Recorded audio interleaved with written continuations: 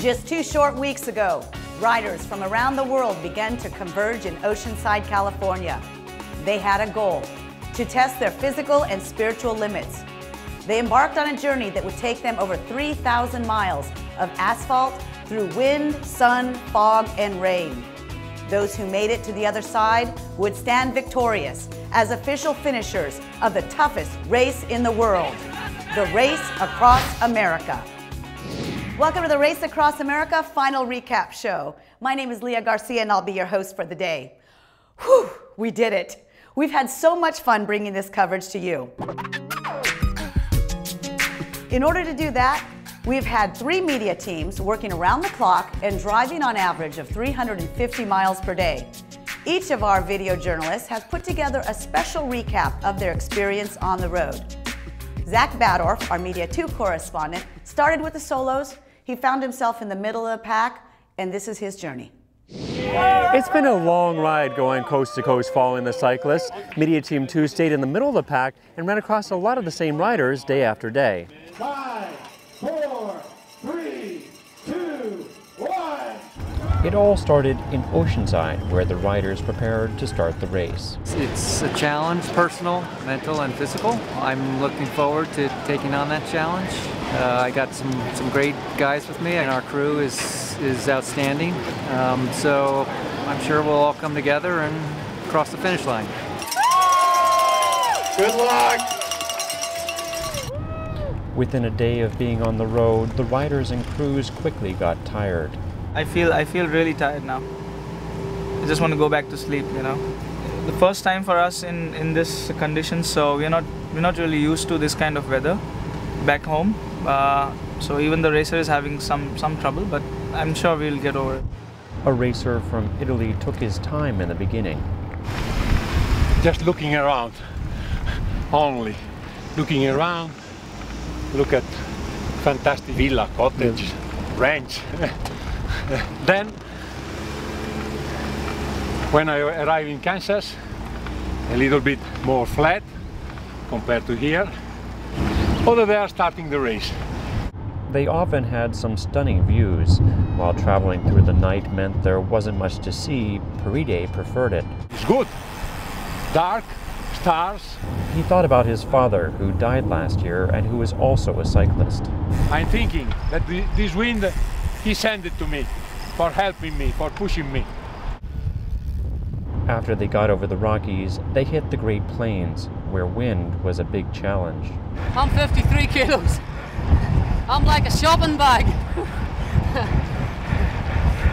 It's not fun. This is not my place. My place is when it goes like this.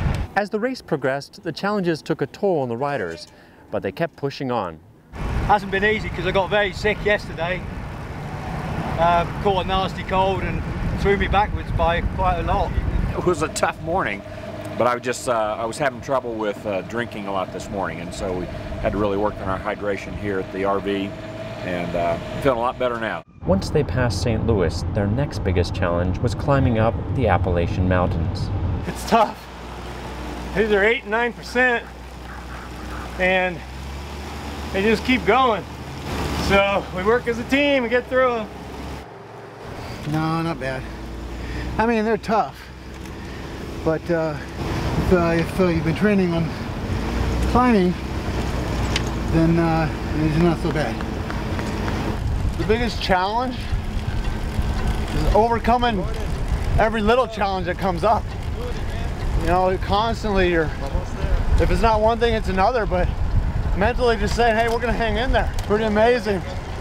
Bunch of knuckleheads and a guy that can't ride a bike. We're doing it, man. You know, it's important to press on. I'm feeling honestly a little embarrassed in front of my crew. I expected to do quite a bit better, but they love me. They're proud of me anyway. I was shooting for a sub 10-day RAAM. I thought I had the training and everything to do that, but you know, gradually you adjust your goals for what your body's delivering. Supporters cheered the racers along the way. Oh, I think it's just exciting to see all these people from all over the world coming through here, and what they're doing is such an amazing feat of endurance. I'm just terribly impressed. This race really gives you a chance to explore the world, explore yourself. This RAAM deal, it's pretty addictive. Would I do it again? I don't know. That was a long ways, but it was fun. Every bit of it was fun. Even when it was bad, I really enjoyed it. Getting across the finish line was a momentous occasion for everyone involved in the race. This is a chance for the participants to relax and reflect on this impressive feat. For Race Across America, I'm Zach Badorf. Well, we had solo racers in the field. We had teams starting to show up in Oceanside, California. Our Media 3 correspondent, Julia Marshall, was assigned to cover the teams.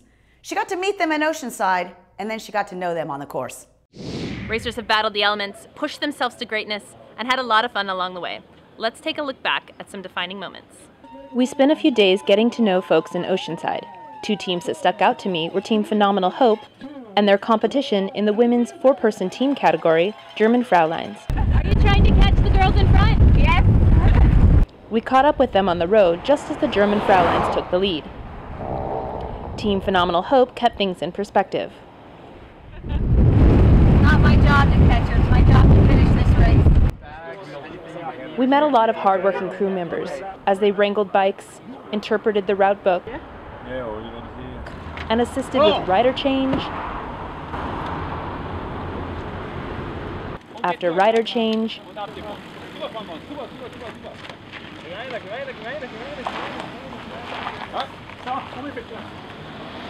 after rider change. Both racers and the crew, we are all rookies, so we didn't know what to expect, how the race goes, and the team didn't stop for a minute. We went from the start to the finish, straight race, and yeah, we are here in Annapolis. They also washed laundry, prepared nutritious meals, and kept special items in stock. I would finish up a segment and I'd come in and I'd have my healthy protein and vegetables dinner, and then I'd reach for a pint of Ben & Jerry's and all would be right with the world. Kansas was a hot topic.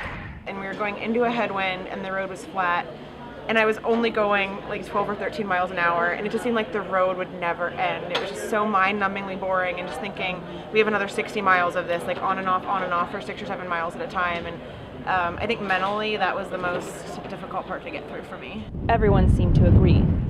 It went on and on. Could you try and make your country a little bit smaller? A tiny bit smaller? No matter the road, these are certainly memories that will last a lifetime. It is the most wonderful thing that you can ever do. And when you complete it, nobody can take it away from you.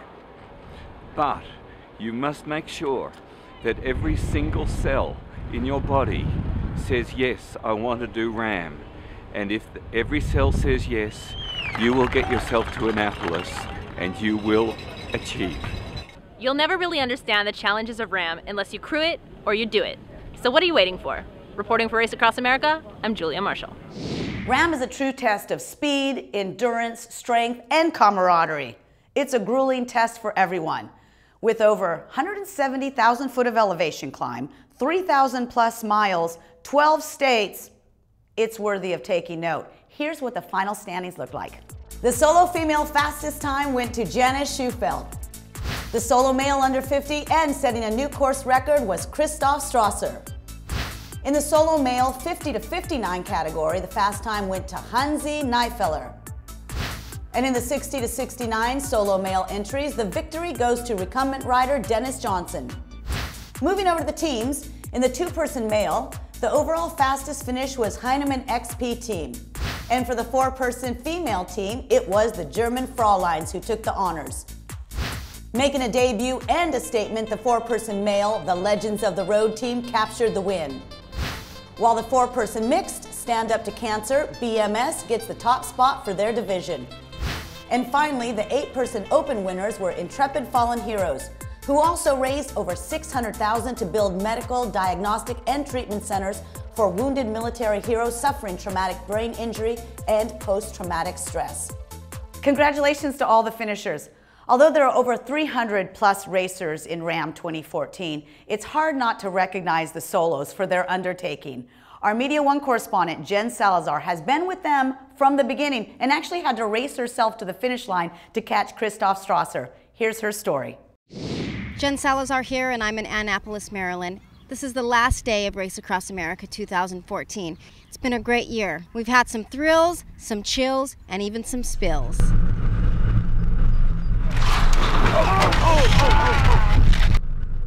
German solo rider Stefan Schlegel started out with a bang on day one. I feel there's a punch on the front wheel, and I lost the control. So you're gonna get back on and ride? Yes, of course. That's no question. That's a Race Across America. Woo! The toughest bicycle race in the world. That's cycling. Fall down and stand up. How much can you take? And keep moving forward. And moving forward he did, all the way to the finish line.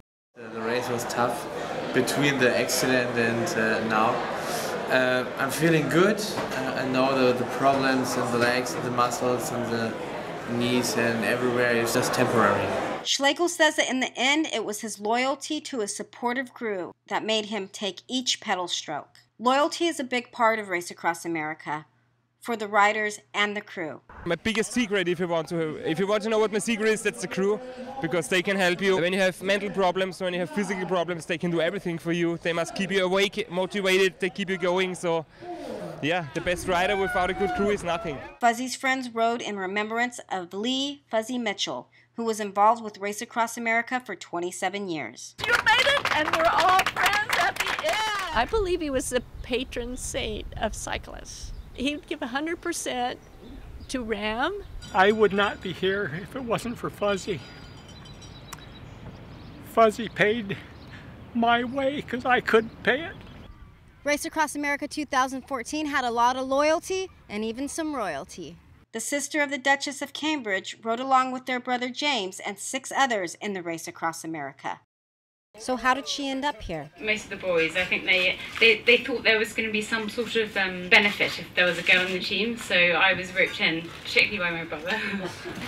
But I had to make sure I do my bit and make sure I sort of cycle as much as they do and do the shifts that I have to, so it's been a fantastic experience. Race Across America is a 3,000-mile race that covers a lot of beautiful country. While others may call their events America's Race, we really are America's Race. We do cut across the entire country. Because it goes coast to coast, you get to see all various types of terrain. You start on a beach where it's kind of cool, you go over a mountain range into a scalding hot desert, and then you climb back into the mountains again. Once you drop out of the mountains of Colorado, you hit the Great Plains of Kansas.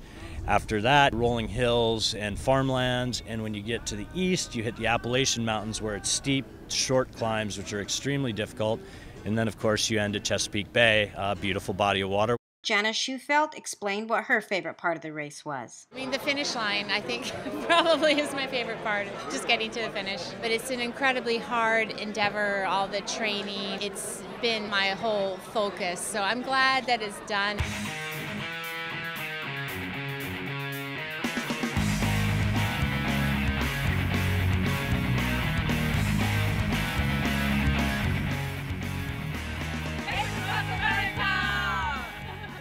Race Across America 2014 was a great year, and it's been my privilege to bring you some of the stories from the road.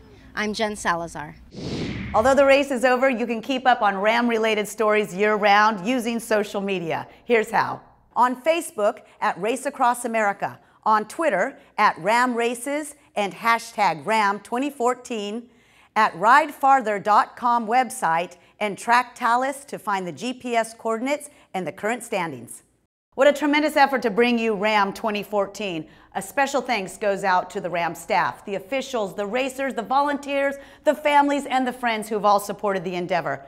And I'd like to personally thank our media teams. We've had journalists, photographers, editors, producers, and the likes bringing you this coverage on a daily basis. Again, they've been working 24 hours a day, and it was unrelenting, and they've done such a tremendous job. We couldn't be doing this without you at home watching and bringing in your support, so thank you for that as well. This has been such a wonderful experience. I personally have had the time of my life, and I am hoping to see all of us back here again for 2015. But until then, my name is LEAH Garcia. We're happy to report that this is it for the 2014 Race Across America coverage. And until next year, keep the wheels turning.